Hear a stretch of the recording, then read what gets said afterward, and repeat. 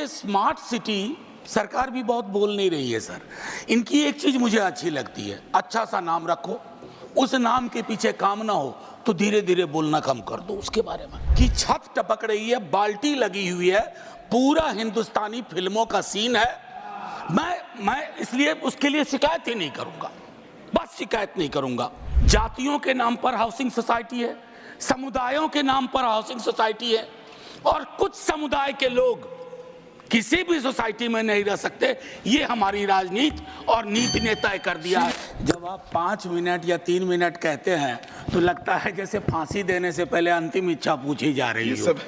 ये समय आप ही लोग तय करते हैं, मैं जानता हूं करता। सर, आपका दोष थोड़े ही है, लेकिन दुखड़ा भी कहाँ रो। आप बोले। अब मैं बड़ी खुशी हुई, माननीय मंत्री जी यहाँ हैं, अभी नवनियुक्त मंत्री जी हैं, बड़ा अनुभव है हरियाणा का और अच्छा विभाग भी मिला है, चुनौतियां भी बहुत हैं, फोटो वोटो तो अपनी जगह। सर, मैं स्मार्ट सिटी से अपनी बात शुरू करूंगा। अब ये स्मार्ट सिटी सरकार भी बहुत बोल नहीं रही है सर। इनकी एक चीज मुझे अच्छी लगती है, अच्छा सा नाम रखो, उस नाम के पीछे काम ना हो तो धीरे धीरे बोलना कम कर दो उसके बारे में। अब अभी हाल में राष्ट्रपति भवन में गणतंत्र मंडप बना। साहब, गणतंत्र का मंडपीकरण नहीं होना चाहिए, ये उचित नहीं लगता है। बहरहाल उपसभापति महोदय, विजय साई रेड्डी जी, प्रियंका जी, इन लोगों ने बड़ी चिंता व्यक्त की पार्लियामेंट की बिल्डिंग में कल जो हुआ या पिछले वर्ष जो हुआ।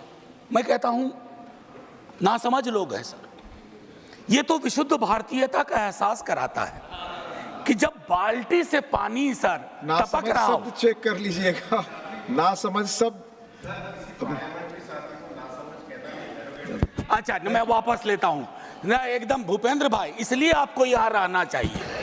मैं ये कहना चाह रहा था कि मेरे साथियों ने शायद इसकी मर्म को नहीं समझा कि छत टपक रही है, बाल्टी लगी हुई है, पूरा हिंदुस्तानी फिल्मों का सीन है।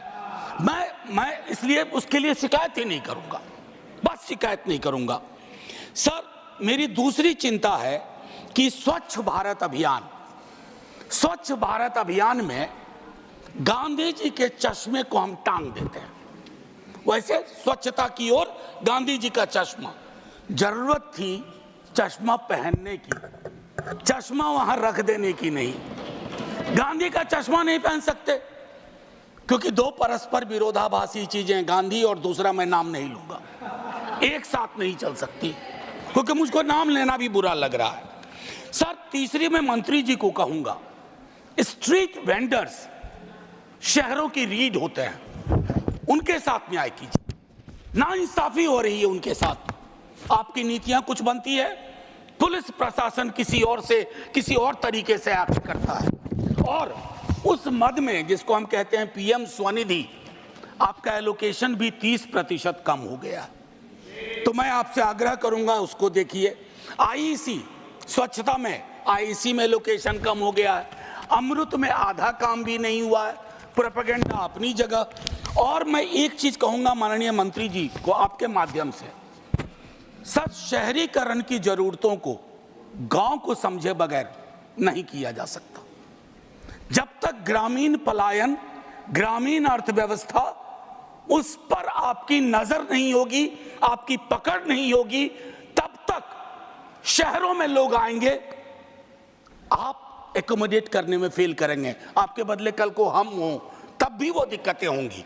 मैं एक चीज और भी उसमें कहूंगा, संपत्ति का असंतुलन भी शहरों में बहुत दिखता है सर। एक चीज और कहूंगा, हमारे शहर जब बनते हैं, कोई बिल्डिंग बनती है, तो आपको श्रमिक लगातार चाहिए, मजदूर लगातार चाहिए, और वो मजदूर जब आपको बिल्डिंग बना के देता है, उसके बाद वो मजदूर आपको भारी लगने लगता है। वो जहां रहते हैं उसको आप स्लम कहते हैं, और उस स्लम को अपनी नजरों से दूर करना चाहते हैं। स्लम हमारी नीतियां पैदा करती है। स्लम में रहने वाले हमारी आपकी तरह के लोग हैं, उनके बारे में दृष्टिकोण साफ होना चाहिए। और ये सैटेलाइट मेट्रोपोलिस नहीं कि एक स्लम रिहैबिलिटेशन किया, दिल्ली से 40 किलोमीटर दूर जाके रख दिया। कैसे काम करेंगे, कैसे रोजगार चलेगा? तो ये चीजें सीवर ड्रेनेज के बारे में कई साथी बोल चुके हैं। मुझे तो अक्सर याद आता है विद्यार्थी जीवन में हड़प्पा मोहनजोदड़ो की ड्रेनेज सिस्टम की तारीफ सुनता था।